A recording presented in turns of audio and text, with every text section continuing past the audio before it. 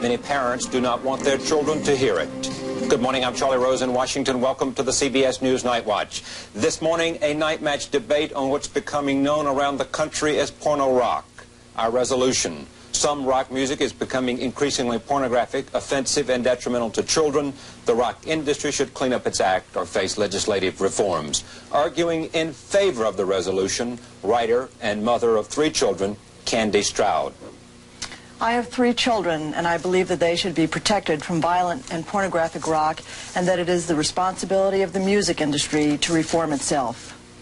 Arguing against the resolution, singer, songwriter, one of the more unorthodox performers of rock and roll, and the father of 4 children, Frank Zappa. Frogwash, I say. Censorship is bad for you, and sex is good for you. We'll have more from our debaters in just a few moments, and a little later in the broadcast we'll give our studio audience a chance to have their say. First, a look at the latest news, and for the explicitness.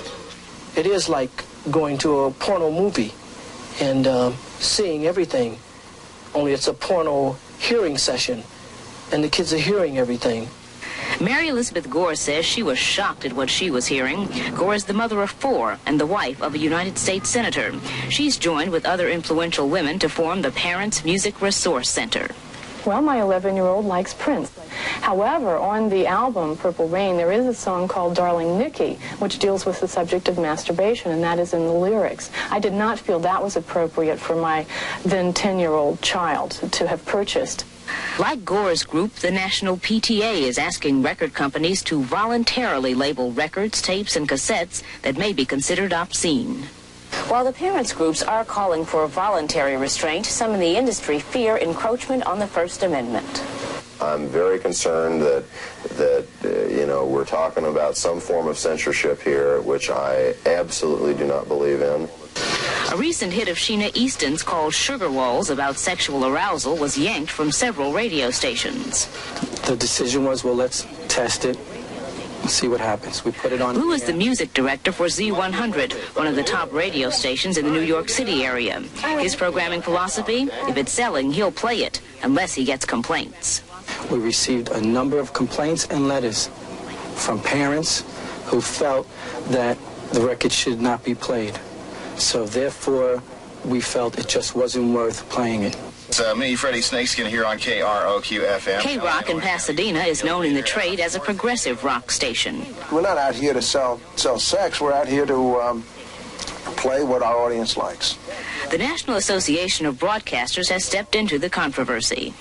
We're trying to tell the owners and the managers of these various broadcast properties to be sensitive to the music that their program directors and disc jockeys were playing. If there is to be censorship, then it should be in the home, and that's where it should start, and that's where it should end. But the kids will tell you the parents can't be everywhere. I don't think the mother can stop the child from listening to the radio or watching TV. Hey, why should they, put a limit to what I want to listen to? It's a free country. We can do whatever we want to do. My parents don't like me listening to the music, but I explain to them that it's like just normal music. So-called porn rock is expected to be the subject of congressional hearings this fall. Mark McCarthy, CBS News, Washington. Are rock lyrics too suggestive? And if they are, what should be done about it? Here's our night match resolution again. Resolved: some rock music is becoming increasingly pornographic, offensive, and detrimental to children. The rock industry should clean up its act or face legislative reforms. Debating in favor of the resolution, Kandy Stroud, author and mother of 3. Debating against the resolution is Frank Zappa, a veteran rock singer and songwriter and father of 4. Ms. Stroud, your opening statement.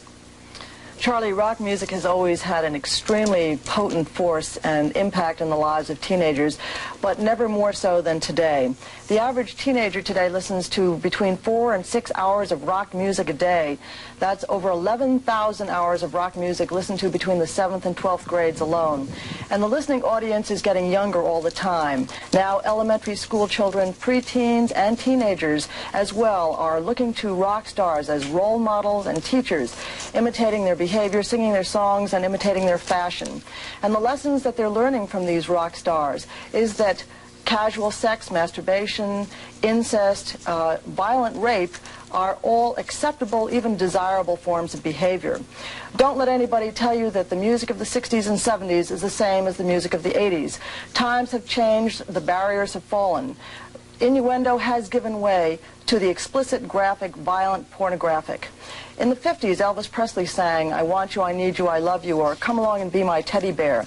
Now, Morris Day and the Times sings, "If the kid can't make you come, nobody can. I want to get you off, baby. What does it take to get you off?"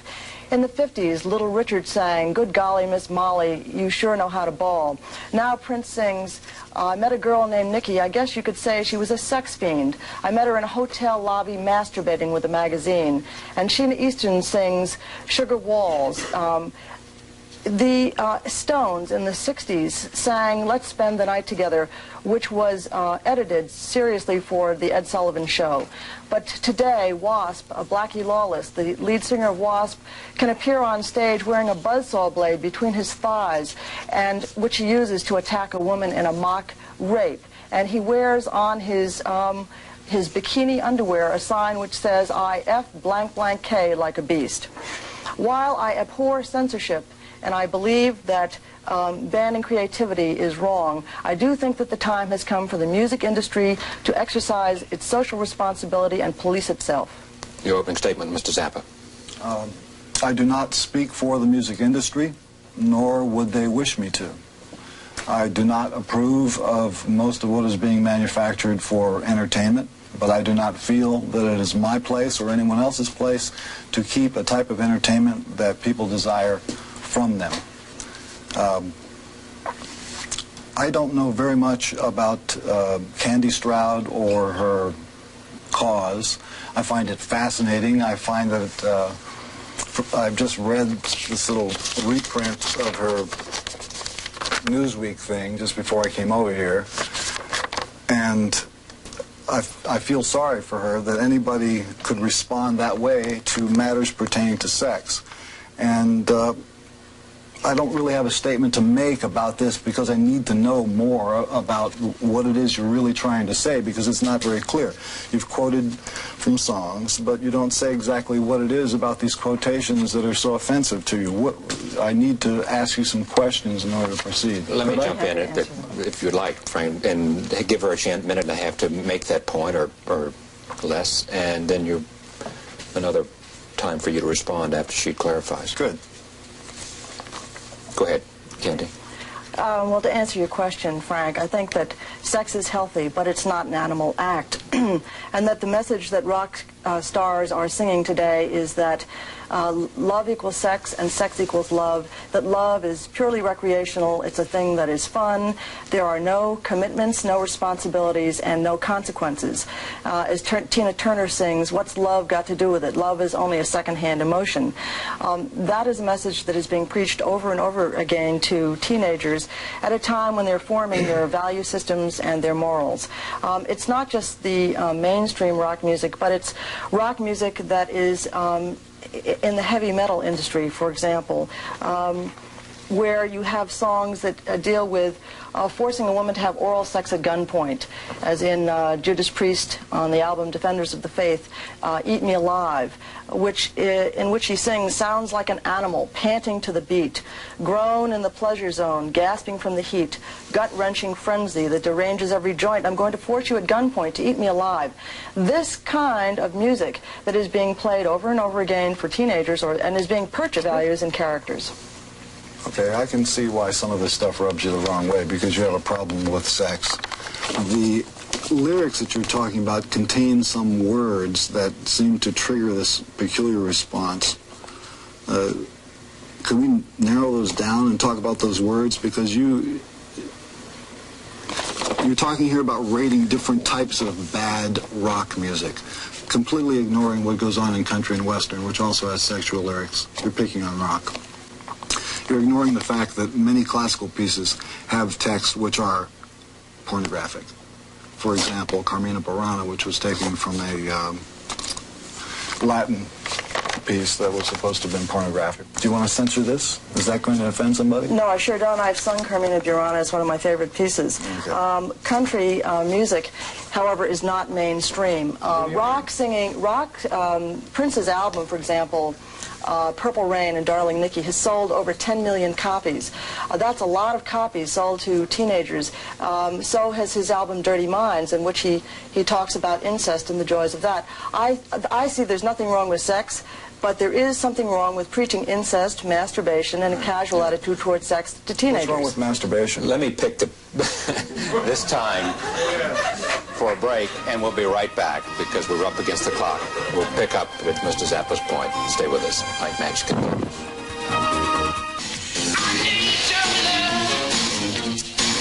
Frank Zappa, let me come back and let you define your own sort of position on this, which is, it seems at first glance, an absolute First Amendment defense of these kinds of lyrics. I'm a constitutional fundamentalist. Okay. I like the Constitution. I like it the way it is. I don't want to have it rewritten for me by people in Washington. Let me just stay with the question then. Do the same lyrics that offend Ms. Stroud offend you? No, whether you want them banned or not? No, the lyrics don't offend me. The way the material is presented and the idea behind the material offends me. The crassness of the business offends me. But I have no problem with any kind of lyrics that deal with matters of physical activity. Do you believe that any of those lyrics that she pointed to are detrimental to your children, her children, of the age group that she's talked about? Absolutely not. And let me point out one thing. This could be a really great publicity stunt, and I'm sure the media eats it up, because you get to have a term, porno rock. It sounds terrific. You're going to get a lot of mileage out of it. But the real fact is this. Every authoritarian regime likes to get this little hook going for them. You tell people sex equals sin. And now I'm going to save you from sex. And that will save you from sin. And then you get to go to heaven. And we did it for you. So send in your check today. That's what this stuff is. Kandy Stroud. Love is pure, love is gentle, love is kind, love is not crude, love is not lewd, love is not Prince singing, if your man ain't no good, come on over to my neighborhood, jump in the sack and I'll jack you off. That is not the way that children should learn about love, and especially when their parents don't even know what they're listening to. Love is not sex. Sex is an activity that has nothing to do with love. Sex is a physical activity.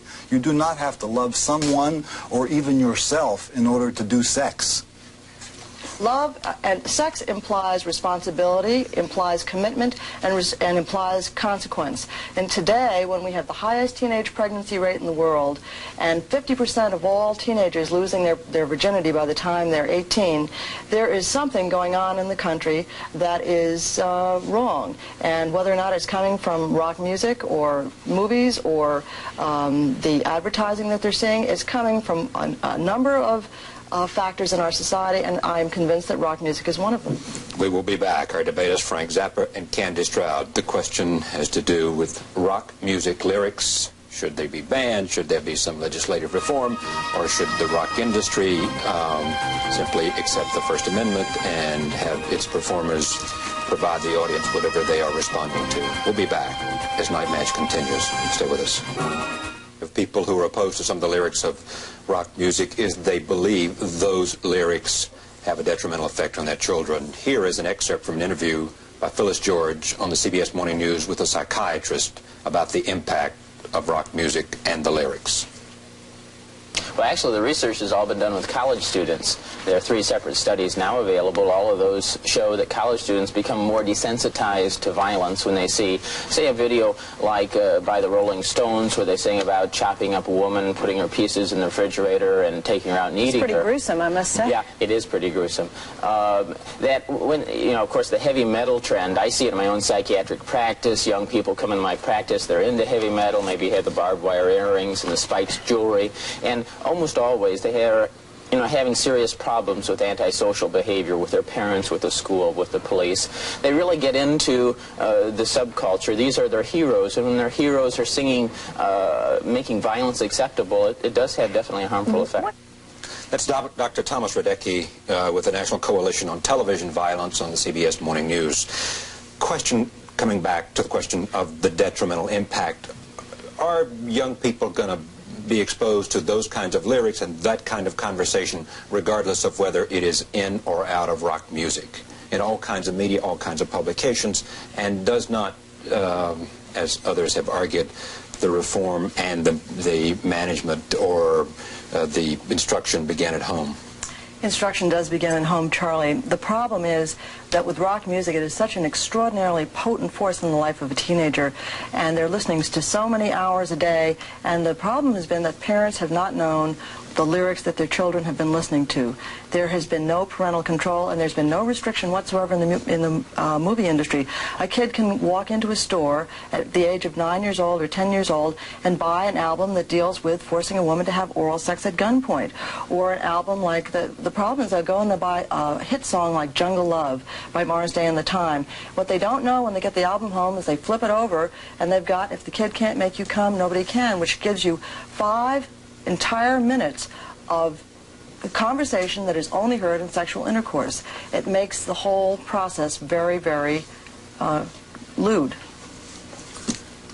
I think masturbation is really good, and I think that more people in America should do it. And first of all, it would help your teenage pregnancy rate. But and also, while that's a good line, Frank, that's not the issue here. Well, I whether think masturbation it is for her is or because is she not has a good for you. masturbation fixation. She is seized upon the idea of Come on. masturbation. As like, if we stop that, then our children will be safe. Come on, give me a break. This is really, you know the word for what this is. It starts with a bull and it ends with something else. This is baloney. This is a publicity stunt, Mr. Rose. A publicity stunt by people like this, because she is not the only one who is believing in this sort of thing. It works. You come out, anybody who says, we're going to stop pornography. First of all, look at what pornography is. It exists because there's a market for it. You know why the market is there? Because people have trouble becoming aroused. Pornography is supposed to arouse you. Americans need to be aroused because many of them are physically incapable of being aroused. That's why Dr. Ruth is on there. Kandy Stroud. I think masturbation is a healthy thing, but I don't think that masturbation should be taught on a record. I also think that what we're really talking about, Charlie, is a consumer issue, that it is not appropriate for a young child of the age of 10 or 11 or 12 to be able to go in without any parental consent or any guidance to buy anything that they please, whether or not it has to do with Satanism or violent sex or rape, whatever, that like the movie industry, that the music industry should police itself and have a rating system so that parents have a handle on the information that the children are getting. In 30 seconds, can you deal with the issue of whether this is a promotional stunt by the people involved or in fact is a legitimate reflection of concern by a whole cross-section of parents? If this were a publicity stunt, I don't think the Justice Department would have had hearings on the connection between pornography in rock music and sexual exploitation.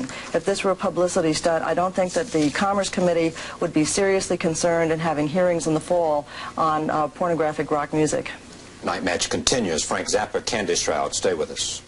Rock music, music that some say all too often is filled with talk of sex and violence. Here's our resolution again.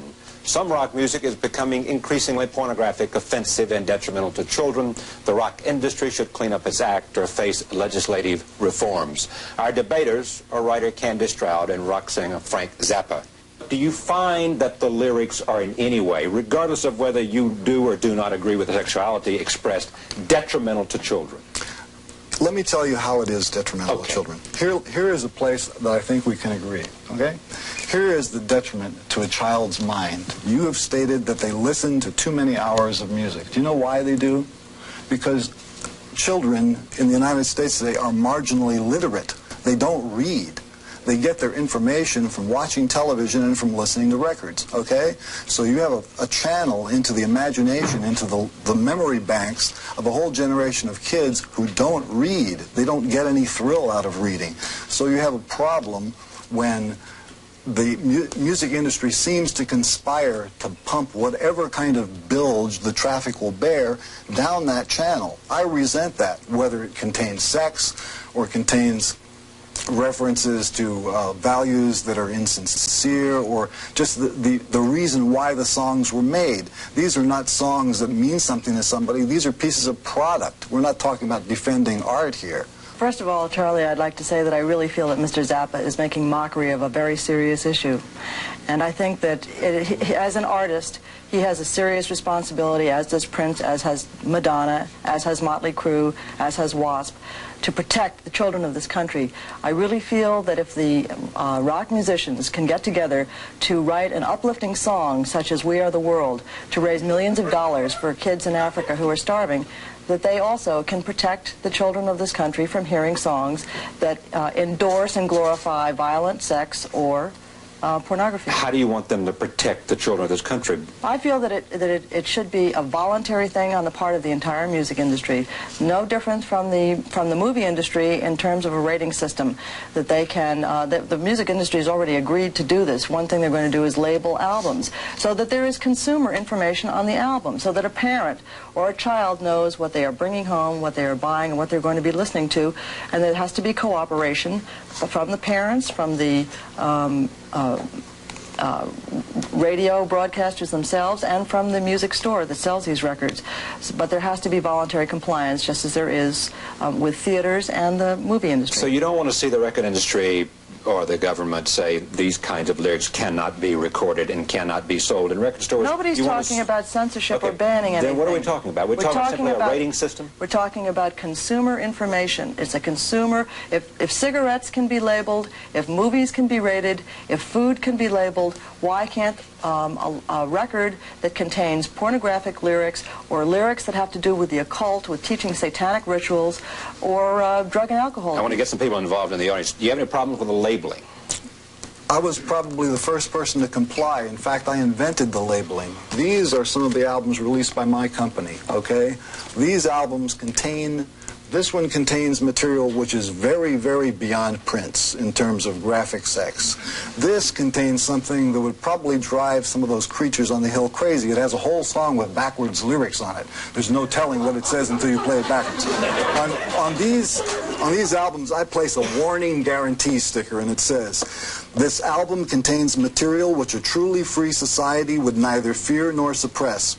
In some socially retarded areas, religious fanatics and ultra-conservative political organizations violate your First Amendment rights by attempting to censor rock and roll albums. We feel that this is unconstitutional and un-American." Okay, but she hasn't said she wants to censor. She says she just wants to label. I'm reading my warning guarantee. This is the consumer information I put on my product. Let me finish what I'm saying. As an alternative to these government-supported programs designed to keep you docile and ignorant, Barking Pumpkin is pleased to provide stimulating digital audio entertainment for those of you who have outgrown the ordinary. The language and concepts contained herein are guaranteed not to cause eternal torment in the place where the guy with the horns and the pointed stick conducts his business. Is the difference you make between the lyrics on a record and passages in a book simply that one is more, as Mr. Zappa said, kids aren't reading books, they're only listening to music? Is that the reason that the target is rock lyrics rather than pornography in books and magazines and other places? Children do not read pornographic books. Children do listen to music, and music has a very dramatic effect. And pornographic music that is backed up by extremely graphic sound effects, such as bedroom effects and heavy panting and moaning and seriously graphic words, have a much stronger effect on children than you don't even see it in a pornographic movie. Back in a moment. Frank Zappa, Kandy, Stroud. Stay with us. And comments from our audience, yes. Yes, as a parent, I would like to ask Mr. Zappa if he would like to just leave his children go and pick out whatever they wanted. I don't listen to the albums myself, and when my children were teenagers, they would go in a store and bring home albums, and they made their own money, and they listened to whatever they wanted to. But I don't think many parents realize what is in the albums, and they don't realize what the children are seeing on TV and what the words are unless they go and read the album covers or go into the record stores. Okay, and first of all, let me tell you, I have 4 children. They range in age from 7 to almost 18, okay? And they all know about sex. They even make books for little children that show, you know, in childlike form how sex works. So sex is not a mystery. I don't care what they listen to, because if it's sex that you're worried about, they should understand that it's a biological function and not something to be used as a tool to keep them subjugated and make them docile by having somebody say, sex is bad and I'll save you from sex because sex is sin. Okay, but let me jump in then. Suppose somebody stimulated by a book or a magazine or lyrics from an album, a record album or anything else, because of that, because of some value system that they create from that, does some violence to your daughter. Mm-hmm. Does that change your attitude at all? I think that the people who are the most at risk from having a value system create monsters that do violence to other people. The way I see it, some of the lyrics talk about violence to other people, Frank. You know that. I know that. But here's the thing about crimes and the way they're committed. Most of the violent crimes in the United States are committed by Christians. If you don't commit the crime, if you're not a Christian, when you commit the crime, when you go to prison, if you tell them you're born again, you get out sooner so you can commit another crime. That's a worry.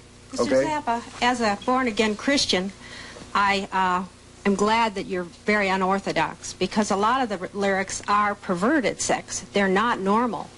And maybe you don't realize that, but I think the parents would like to know that some of those things are not normal sexual relations. But that doesn't mean that you have to do them. You should know about them. Information doesn't kill you. Children don't know the difference. Children learn the difference by receiving information, which they can store and sort with your help as a parent. If you don't let them know about this stuff, they'll grow up and be ignorant. I would rather have them be ignorant of something. Anybody who chooses to have their children be ignorant is making a mistake, because then they can be victims. They have to know. They have to be shown an example. It's a parable, okay? You don't have to tell them to do it. There is an improper way and there is a proper way to be taught about sex. It is not proper to listen to Motley Crue sing on an album, I'll either break her face or take down her legs, get my way at will, go for the throat, never let loose, going in for the kill. That is not the proper way for kids to learn about sex. Nor is Bitch's album, Be My Slave, where she sings, the whip is my toy, handcuffs are your joy, you hold me down, I'm screaming for more, when you tie me up and gag me. The way you give me pain, come on and drag me. That is not a proper way for children to be taught about sex. Yes. My question is, if you were to go about rating albums as you do movies, how would you do that in the correct way? Because I happen to think the way movies are rated is very sexist. And if you were to do records in the way, what would stop such sexism that they have with the movie rating system? Well, I don't know about sexism in movie ratings, but I think that the ratings that the music industry is talking about would be to have a council, an independent council comprised of members of the music industry themselves, broadcasters and record distributors and executives of record companies, as well as members from the community, who would sit and listen to a great percentage of the albums that come out every year and would simply put a label on them, whether or not they were drug-oriented, sexually oriented, violent, or oriented towards the occult, so that there would be something on the outside of the album, whether or not the lyrics are printed there, or the mark itself, that would give parents and the child something to go by so they would know what's inside. How do you feel about that? Well, I just don't think you could really just censor or it's not or rate. It's just consumer information. Like Speak to the issue of a rating system. Okay, let's see how untenable it is. Okay, because first of all, you're singling out one certain type of music. The world of music is very wide, and there's a lot of different kinds of music, and there's something that somebody could find objectionable anywhere. If you just start rating records as of today, what do you do about every record recorded since the beginning? Because there's got to be something over the last X number of years that's got to be offensive. How are you going to get rid of that? Kandy, Stroud? Well, the same way as you go into a movie store today and you pick a movie that was made in the 50s or 60s, it's not rated either. But you would have to start somewhere, and you'd have to start probably today. What else? What's your other objections to the... I object because I don't think that it's anybody's business what you consume.